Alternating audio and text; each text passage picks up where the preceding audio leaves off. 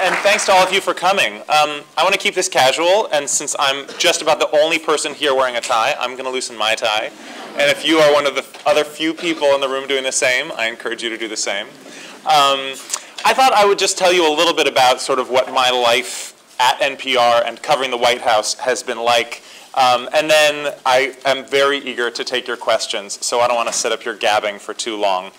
I have to say it was really nice flying into Boston and driving up to Manchester, as I have so many times over the last couple years covering Mitt Romney and the presidential primary. I was having flashbacks to the primary debate at St. Anselm College and getting popovers at the bakery in Portsmouth, which was actually the first place Rick Perry ever did a campaign event. And I can remember standing there on this beautiful summer day as Rick Perry was greeting customers at popovers and thinking to myself, this guy is going to be the next president of the United States.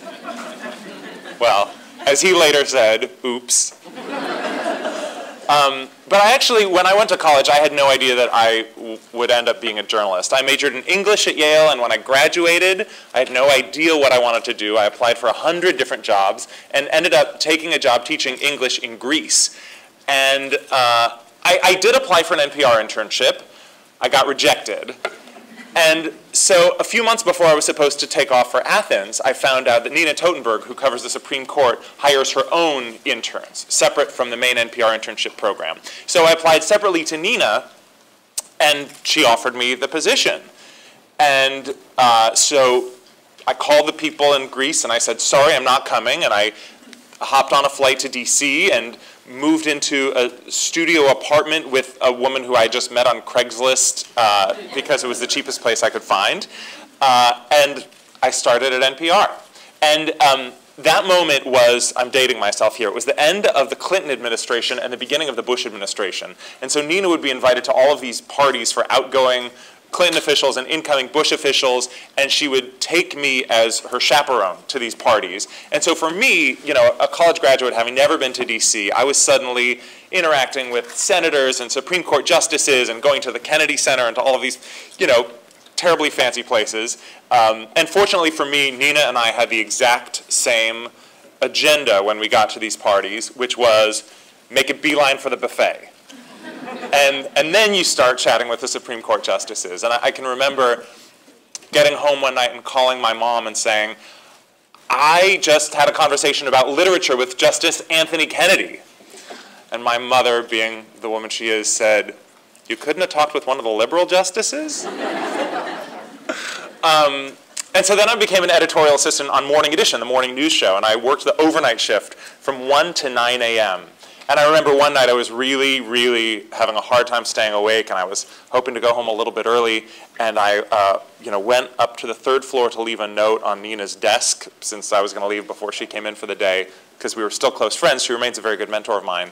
And when I came back down to the second floor where my desk was, all the TVs were showing the World Trade Center with smoke coming out of them. And I remember that morning, it was my job to call people in the towers to get them to describe what was going on in the air and put them on the air to describe it live. And most of them said that they couldn't because they were being evacuated. And then I can remember, you know, everybody that morning was so immersed in what they specifically were doing that I had no sort of situational awareness of the bigger story. And I remember turning around to look at the TV and thinking that it must have been a different camera angle where you could only see one of the towers, not realizing that the first one had collapsed.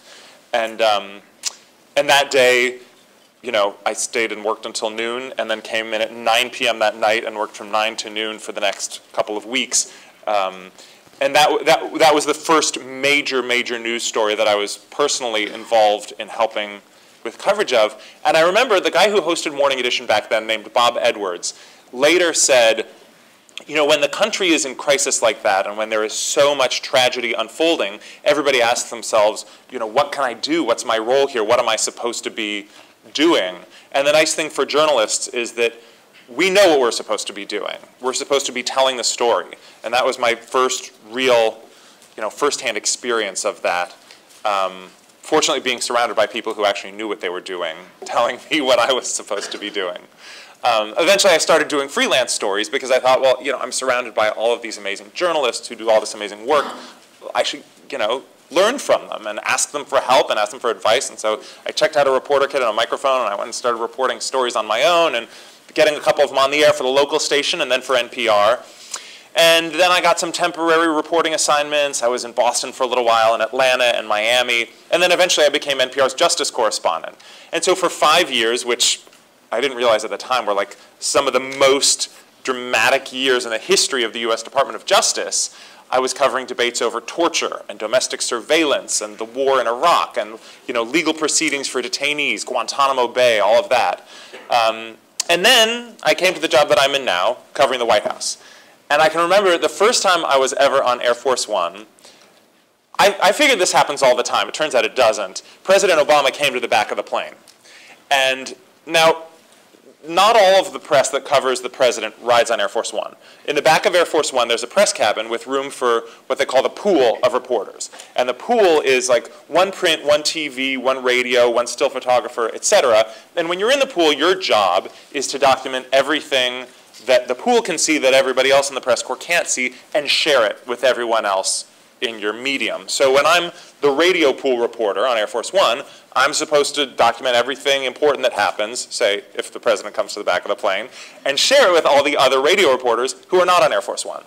So that day, they had served us spaghetti with marinara sauce. And they had not yet cleared the plates.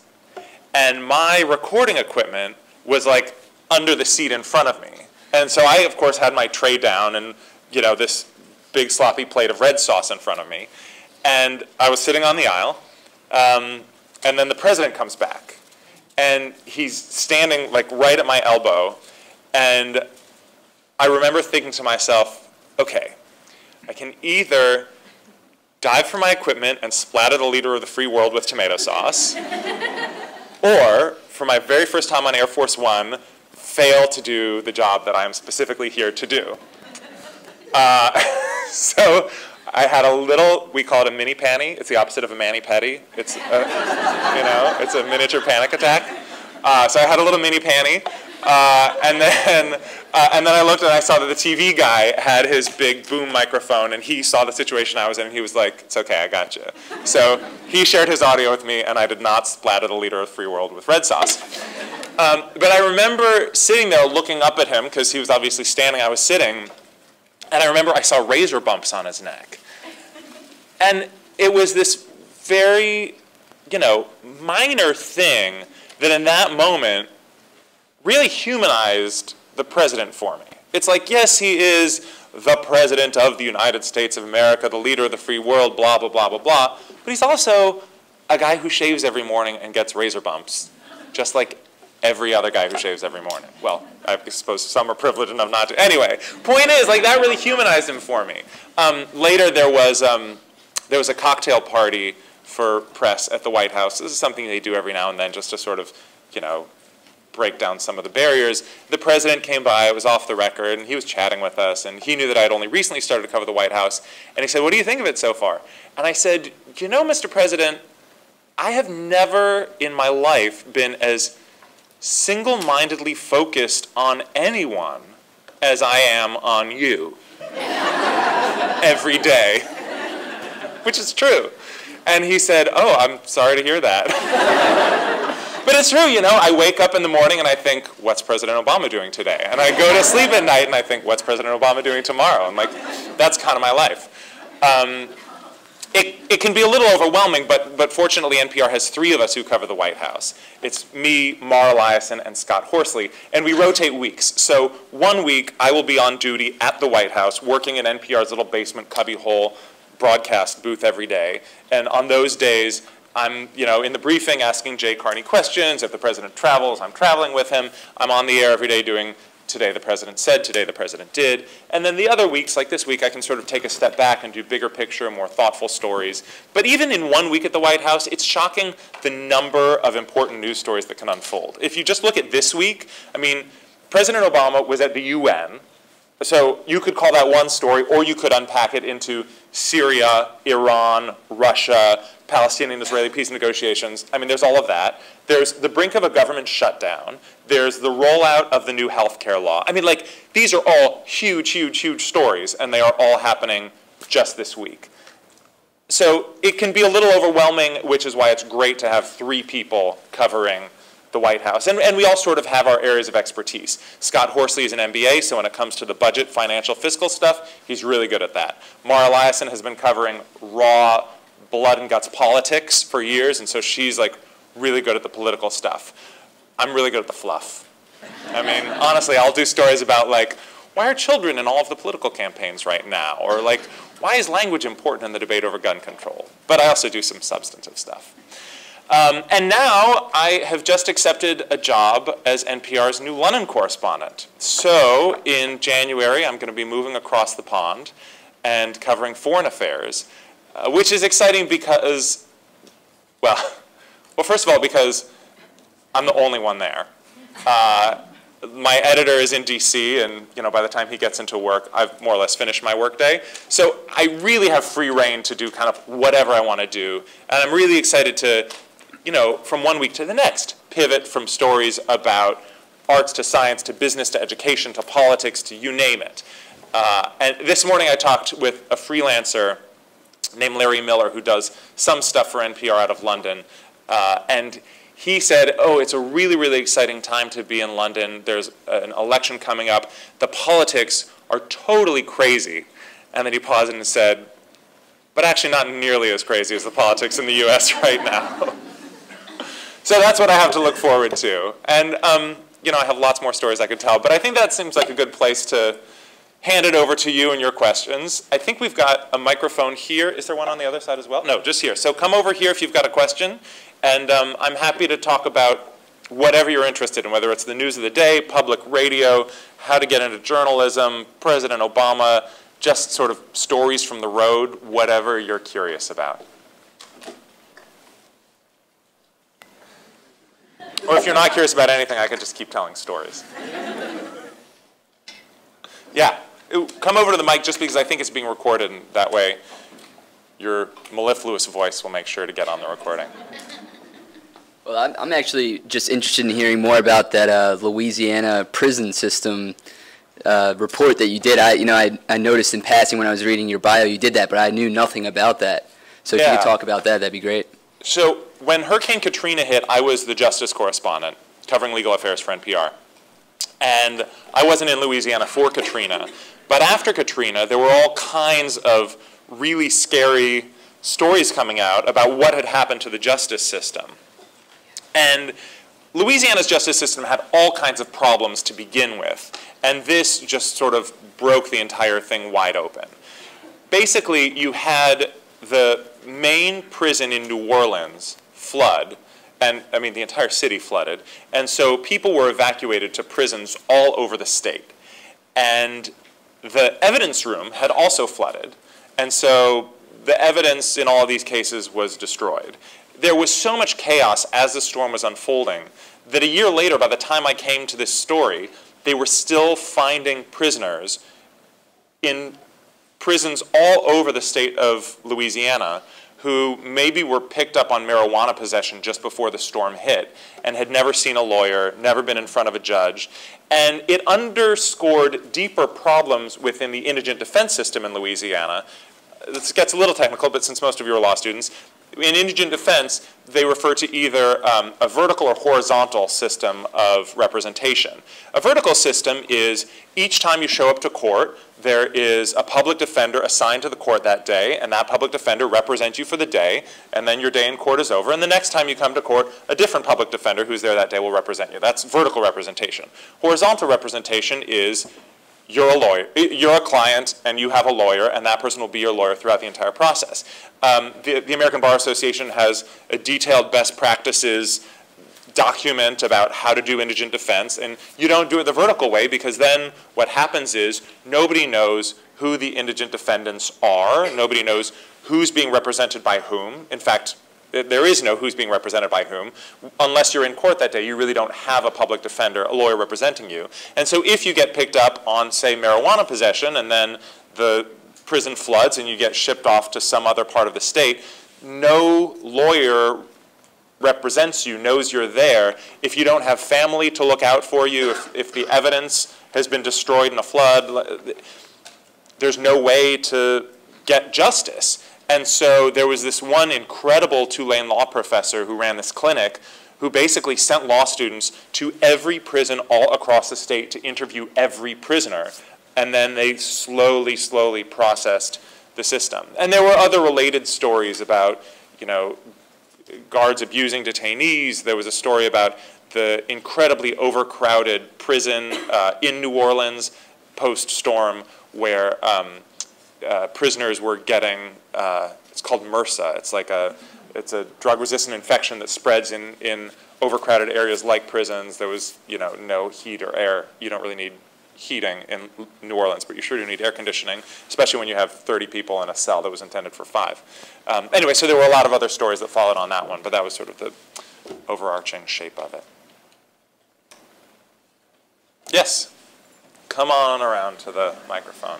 And in fact, as other people have questions, if you want to just come to the microphone now, I'll try not to keep you waiting too long. I'll try not to be too long-winded, but you know, that way you can be ready to go. Go for a run. Hi. I was wondering if you could speak to the political interaction in the press pool, especially people talking about liberal versus conservative media. I know NPR is often categorized as the more liberal side, but how do you guys interact with each other with that quote-unquote tension, if it exists? Before I started covering the White House, there was, in the beginning of the Obama presidency, a time when Robert Gibbs, the press secretary, you know, as the mouthpiece of the White House, really went after Fox News. Every day in the briefing, Gibbs would really go on the attack. They saw Fox as the enemy, and they were trying to call them out. And they tried to shut them out, and they did a lot of, you know, sort of like really aggressive hardball with Fox. And being outside of the press corps, what surprised me then, but doesn't surprise me now that I'm in the press corps and understand it, is that everyone in the press corps came to, it was then Major Garrett, who is now White House correspondent for CBS, but he was then White House correspondent for Fox. Everyone in the White House press corps came to Major's defense. Last year, I'm now on the board of the White House Correspondents Association, and the president of the association last year, the president of the board, was Ed Henry, Fox's White House correspondent.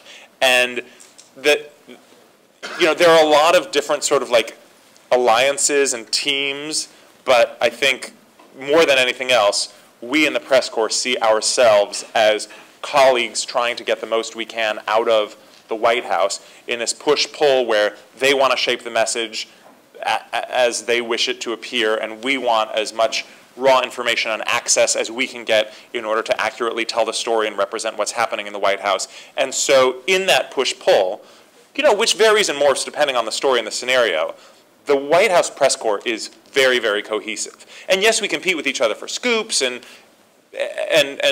you know, we are all very invested in what we're doing for our own individual news organization, but we are all very collegial and will defend one another. And you know, the moment I described being on Air Force One where I didn't have the audio and somebody else gave me the audio, everyone has done that for everyone in the press corps in lots of different occasions. And just, I know you didn't ask specifically about the NPR bias question, but because it does come up sometimes, I think NPR has had that reputation historically. To some extent, it still does today because I think we're a useful political football, and Republicans like to talk about government funding for public broadcasting as what they see as waste, and alleging liberal bias is sort of an easy way to wage that attack. But I think that if you listen to an entire show of Morning Edition, an entire show of All Things Considered, you will not hear the slant that you hear in Fox, but you won't hear the slant that you hear on MSNBC either. And I think to the extent that a broadcast can be even-handed and neutral, I think NPR broadcasts really are. We certainly strive to be, and being human, of course, we fail, but I think to the extent that fallible humans can create an even-handed sort of thorough perspective on the news of the day, NPR really strives to do it. So. And I agree. Who else has a question? Yeah. I'm a huge NPR fan, so thanks for being here. My question pertains to investigative journalism, and one of the reasons I like NPR is that substantively I think NPR does really good work. Can you just comment kind of more generally on some of the other news agencies and what your take is when it comes to good investigative journalism that is exposing huge problems such as the prison example we talked about earlier? Investigative journalism is one of the most important things, one of the most important functions, I think, that a free press can serve. And it is being done less and less because it is also one of the most expensive kinds of journalism.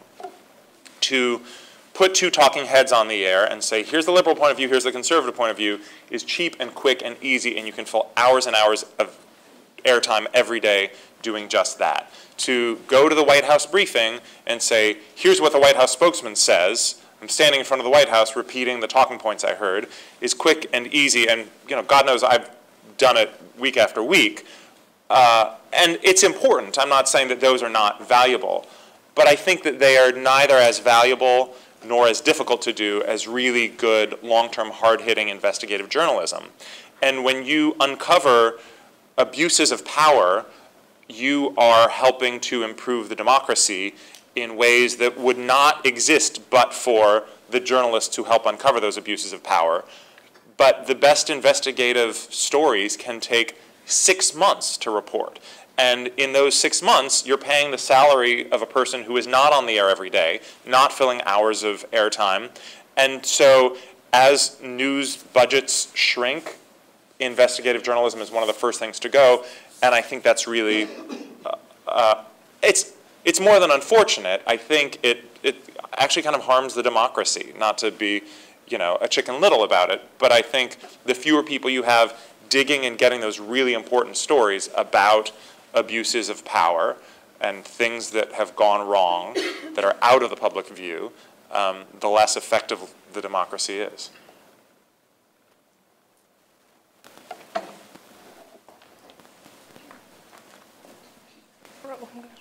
Hello. Hi. I was just wondering if you could give your opinion on Obamacare and kind of how prepared the country is for that transition. I actually have a lot of thoughts about Obamacare. One thought is it passed Congress, it was upheld by the Supreme Court, it's the law of the land. Republicans could be working to improve it or to undermine it. They're working to undermine it. Fine.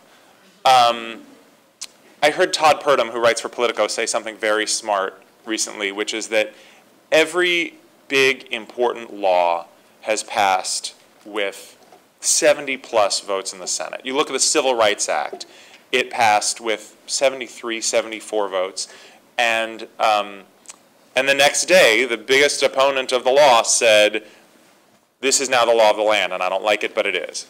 And the country would have been better served if this were a law that had not passed on such a narrow party line vote. Now, you can blame that on the Republicans, you can blame it on Obama, but the fact that it was a narrow party line vote for such a big thing is not helpful. I think the biggest problem is that Americans have no idea what the law says. There was a great headline in The Onion, which was, I'm going to butcher this, but it was something like, guy who understands 8% of the healthcare law explaining it to guy who understands 5% of it. Which is actually completely what we see happening now. Like, first of all, the way you poll Americans of whether they approve or disapprove morphs depending on how you ask the question. For the most part, Americans don't support the law, but for the most part, Americans also don't want to repeal the law. They want Republicans to work to improve the law rather than work to undermine the law, blah, blah, blah. But one thing is clear, Americans don't understand the first thing about the law. They don't understand that for most people who already have insurance, either through their employer or through their parents or whatever, that nothing will change. They don't understand that kids will be covered under their parents to a higher age. They don't understand pre-existing conditions. That they don't even know what a healthcare exchange is. USA Today did a focus group with 10 uninsured people in Colorado who had these sort of nightmare stories about trying to get health coverage, who had no idea what the exchanges were or how they would sign up. And Colorado is one of the states that has put a lot of time, money, and effort into setting up these exchanges. So there's been a big PR failure just to get the message out. But I do think that ultimately, the law will go into effect despite Republicans' efforts to deny it funding, and there will be road bumps, and over time, it will become just part of the fabric of America like anything else. Yes? I was wondering if you could talk a little bit more, excuse me, about your experience freelancing after your internship with NPR, just sort of tips on how to do it, sort of how that works into getting into more of the industry. So the first thing I did was reach out to everybody I respected in journalism, and I cast a wide net, who I knew personally, that is, and said, I'm interested in freelancing, what advice do you have for me? And I got a ton of advice, and there were certain big areas where it overlapped. And then, and this part is important, I said, as I start doing stories, do you mind if I send you stuff for feedback? And that serves two functions. One, I actually got good feedback on the early stories I was doing because nobody starts out doing great work. And two, it let all of these important, influential people in journalism know that I was serious about doing freelance work, and I wasn't just sort of talking the talk. I was actually doing stories and trying to get better at it. And I also made a decision that I was going to do, I set a goal for myself of, I don't know, a story a month or a story every 2 months or something like that. And I would send it to everybody and try to get it on the air, and if it didn't get on the air, then I would go do another one, and I would send it to everybody and try to get it on the air, and eventually I started getting stuff on the air. And journalism, like so many other fields, is as much about perseverance as anything else. If you fail at something 100 times, if you fail at something 99 times out of 100, then the key to success is just doing it 101 times, you know? So I guess that's the advice I would offer.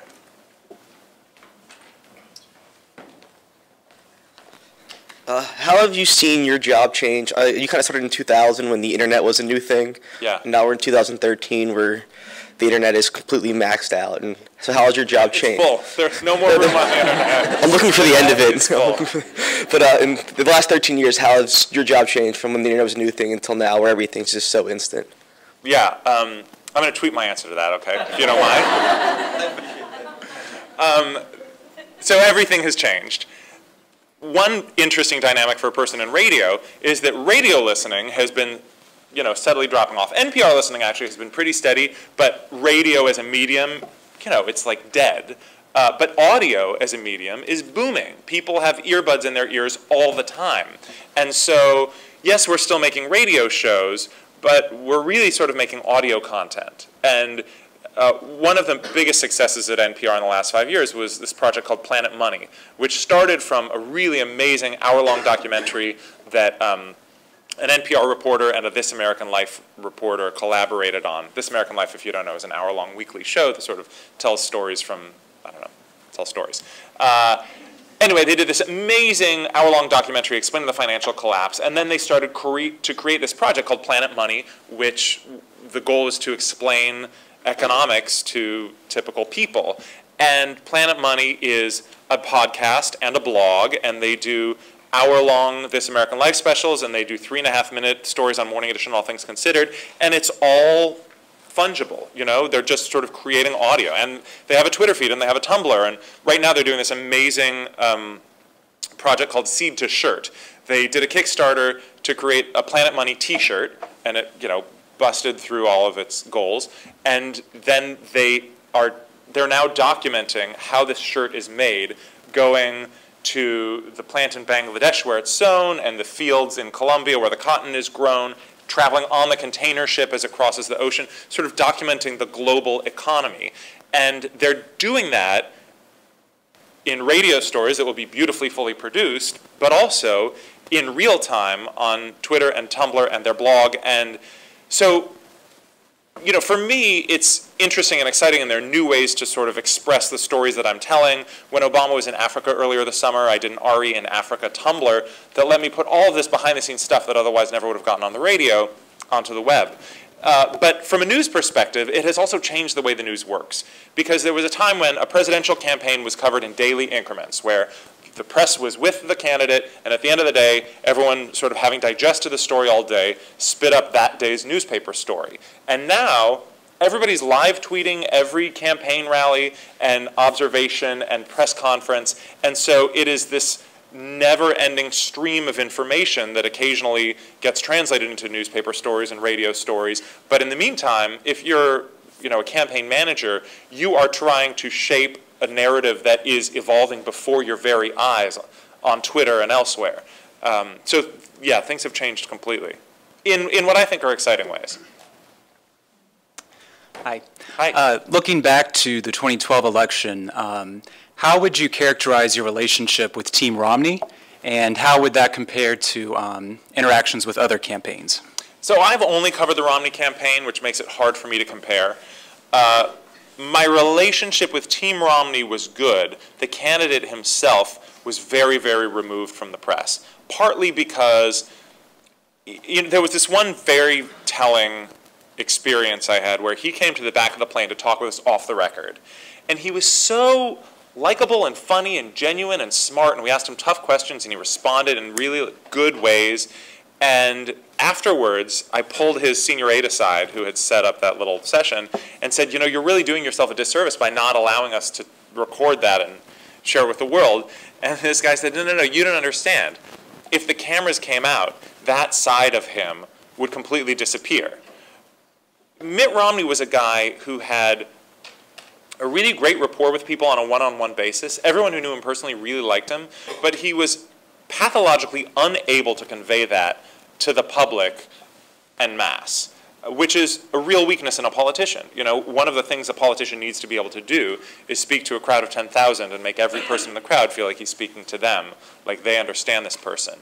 And he had a really hard time doing that. And because of that, he didn't like the way he was portrayed. Every time he would come into a press conference, he would say something that was a gaffe or sounded wrong or out of touch or just bad. And so they did less and less of it, which made him seem more and more detached. And it was sort of this snowball that was very, very disadvantageous, I think, to the Romney team. Yes? Hi.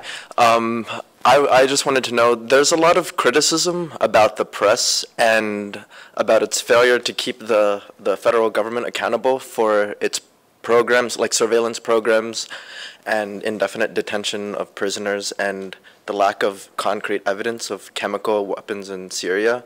And I just wanted to know if you had anything to say about that and the press's. So I have two answers. One answer is I think some of the criticism is legitimate. I think too often the press is just lazy and takes the easy way out of, here's what they're saying, now you know, thank you for listening. But the other argument is that part of the role of the press is reflective. And when George W. Bush was doing things that outraged the public and the members of Congress, the press reported on that outrage and reflected the sentiment of the country.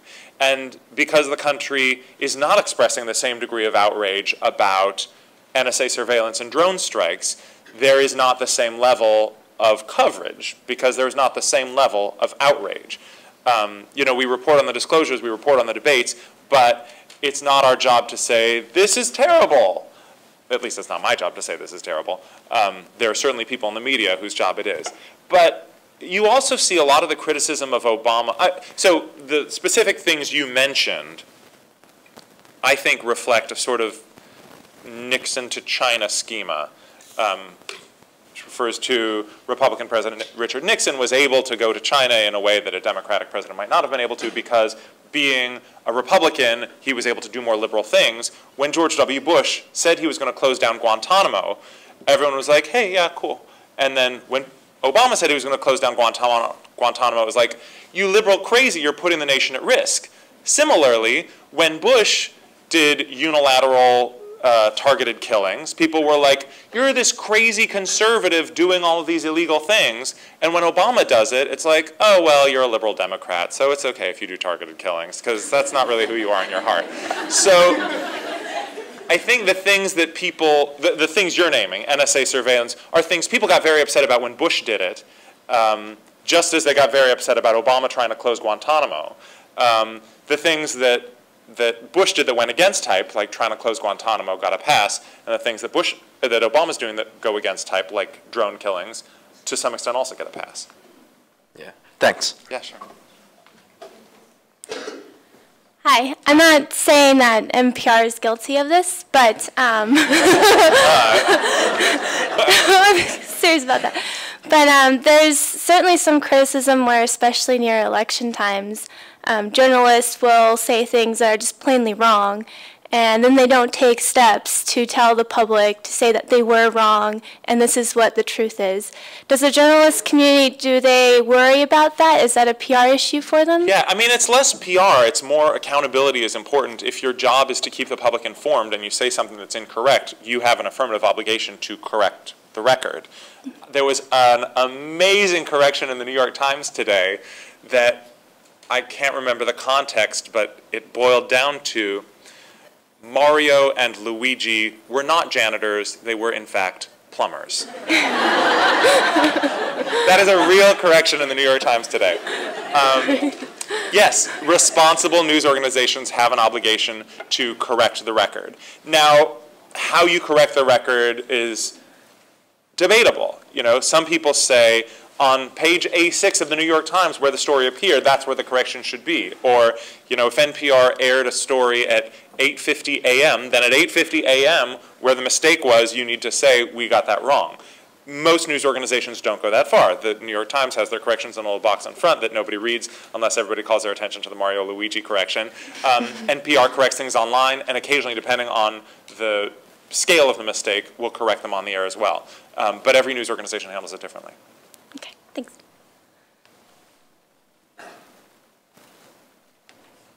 Hello. Hi. You spoke a little bit about this with Romney, but have you ever met a politician who, after interacting with them, had a complete different view of them as what you've seen in the news? Romney is the biggest example I can think of.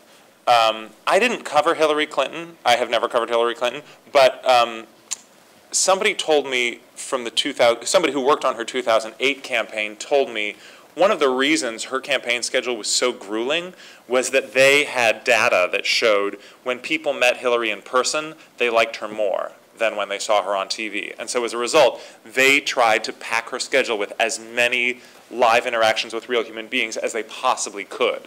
For Romney, I think it didn't make a difference whether people met him in person or not. His campaign scaled way, way back on the impromptu, you know, drop by a restaurant and shake hands with the people eating dinner sort of things. But yeah, I've heard that to be true of Hillary. I mean, people, anyway, you hear it about various politicians, but no others come to mind that I've personally interacted with. Okay, thanks.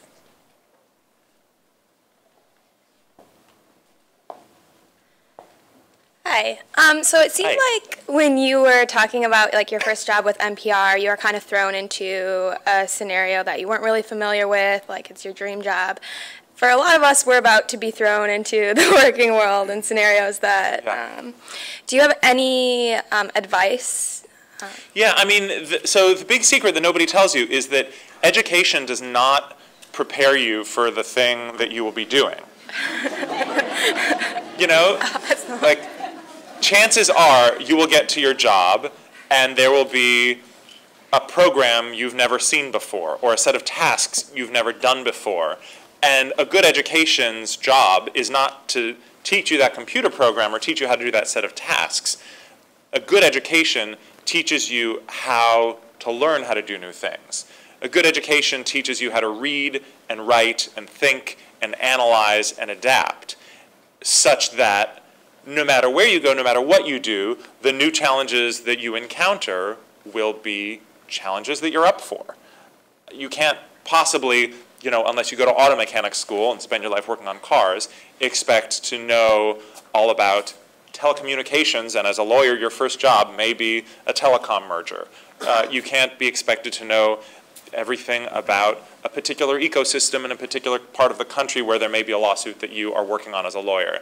But a good education just prepares you to absorb that information and adapt. And for me as a journalist, like, that's what keeps everything interesting, is that I'll get to work one day knowing nothing about Iran's nuclear program, and by the end of the day, I will have a 4-minute story on the air that at least makes it sound like I know enough about Iran's nuclear program not to sound like an idiot, you know? And then the next day, it will be about greenhouse gas emissions. And the day after that, it'll be something else entirely. And like that's what keeps the job fun and interesting.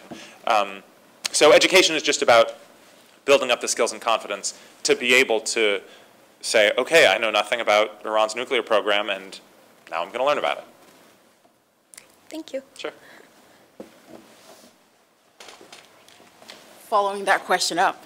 Okay. I just wanted to ask, why journalism? Because I know you said you were an English major, and after that, why NPR? Did you apply anywhere else? So, I mean, as I sort of described, I kind of like fell into journalism and NPR, but in retrospect, it's a perfect fit. And so the why journalism answer is a backward-looking answer, but this is a job where I'm not tied to a desk. I get to meet new people and learn about new things every day. I get to tell stories and hopefully do some good for the world in the process, which like I can't think of a better set of job characteristics than that, for my personality at least. There are people for whom meeting new people every day would be, you know, a terror. But for my personality, it's like, I love that. I love that I get to go out and learn about new things every day and then tell the world about them. And NPR, you know, I grew up listening to NPR. There are Walter Cronkite, Sam Donaldson households. I grew up in a Robert Siegel, Susan Stamberg household. And it's one of the few places left where you can really do thoughtful reporting about interesting, important things, have editorial freedom. And that's not to say that it's the only place I would ever work, but sadly, there are fewer and fewer places in journalism where you're able to do that kind of work on a regular basis. I was wondering if you could talk to either you or your colleagues working with classified information in the White House or anywhere else. Well, if we have access to classified information, it's because we're not supposed to have access to classified information. And so, I mean, the conversation about working with classified information is really a conversation about protecting sources and also about compromising national security, especially on the justice beat. You know, one, if you're lucky, runs across stories, well, if you're lucky and if you're a really good reporter, you come across stories that may or may not compromise national security. And when you come across one of those stories, you go to the White House or the Pentagon or the CIA or the Justice Department and you say, we have this story, we're planning on publishing it, we want to have a conversation with you about it. And then they have an opportunity to say, don't publish it for this reason because it will compromise the security of intelligence agents, it will harm national security in this way or that way, and you have that back and forth. And then you decide whether to publish or not. And you try to protect your sources in doing so. It has become easier and easier for sources to leak classified information, and it has become harder and harder to protect those sources because everything is electronic and everything is traceable. And I lost where I was going with that. Oh, so you know, you have like that perfect example of Edward Snowden, Bradley Manning, these people who have some of the biggest national security leaks in the history of the country, and you know, were easily, very quickly identified. And that's also a difference between a site like WikiLeaks and an operation like the New York Times. WikiLeaks will just put it all on the web, and the New York Times will redact names, talk to the government about things that perhaps should not be published, and make an informed editorial decision about it.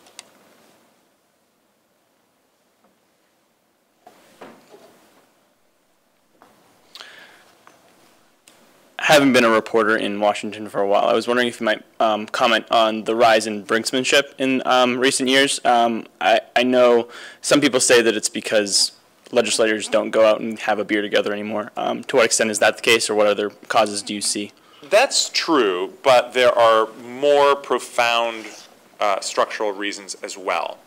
Ryan Lizza of The New Yorker had a really great blog post last night where he analyzed the demographics of what he referred to as the suicide caucus, not a coin that he termed, but it's the people who are willing to, you know, let havoc rain down on the American economy if they don't defund Obamacare or what have you. 2010 was a really important year. That was the year that the Tea Party wave was at its crest. It was 2 years after Obama was elected, the economy was in the tank, and it was a Republican tidal wave election year. Coincidentally, every 10 years, the US Census happens and congressional districts get redrawn. Now, since 2010 was such a Republican wave year, this is an often overlooked fact, Republicans took over state houses all over the country. And so the Republicans in charge of the state houses redrew congressional districts to protect Republicans and to put Republicans in these blood red districts. Now, so much so, in fact, that in 2012, Americans cast more than 1 million more votes for Democrats in the House of Representatives than they did for Republicans in the House of Representatives. But because of the way congressional districts are drawn, Republicans kept control of the House. So imagine that you're a member of Congress from a deep, deep blue district or a deep, deep red district. And your only fear is that you'll get voted out of office. Well, there is no chance that somebody from the opposing party is going to come and win in a general election.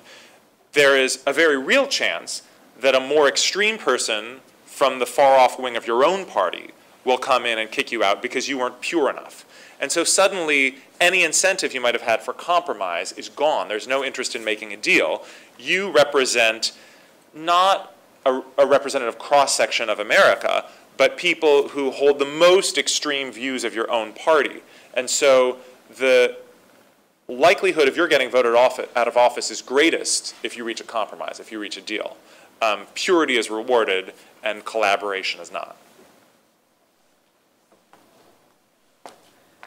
Hello. There are a few of us here from the political science department from the Durham campus, and one of the issues that we've been talking about more and more is the Syria issue. I think a lot of people are very concerned about that. I was wondering if you could speak to the issue as to what you know, what you've heard, what your opinion on this situation is.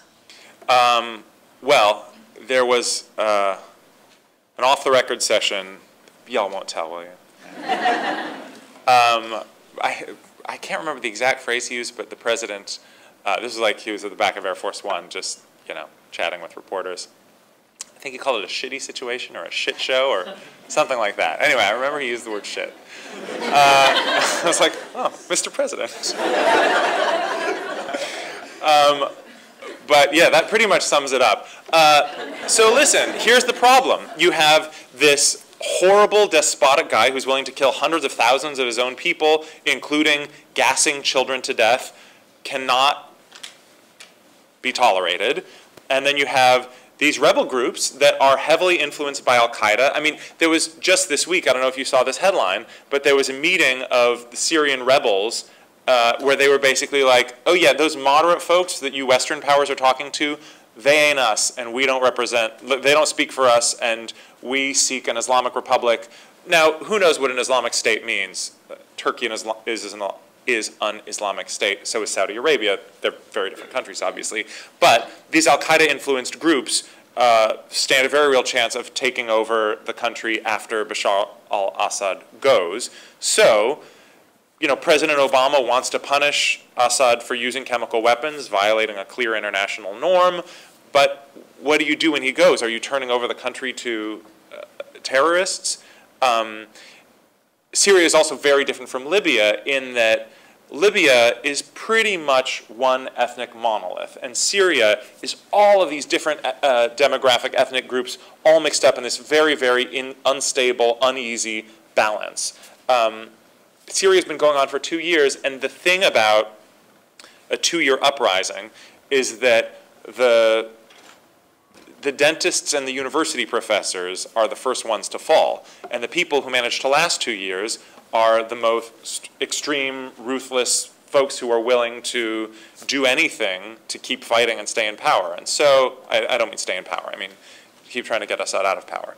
So, it's a pretty awful situation. The one bright spot, I suppose, if you can call it that, is that this week the UN Security Council reached an agreement on getting Assad to give up chemical weapons. It was the Security Council endorsing the US-Russian agreement, which is a step in the right direction, but direction towards what, it's hard to say. It is very, very difficult to see this turning up a happy ending, turning out in a good, peaceful way. 2 more questions. Hi. Hi. As a reporter, how much part of your job involves making an observation on a story, validating it, interpreting it, and then coming to a conclusion or leaving some open-ended questions to it?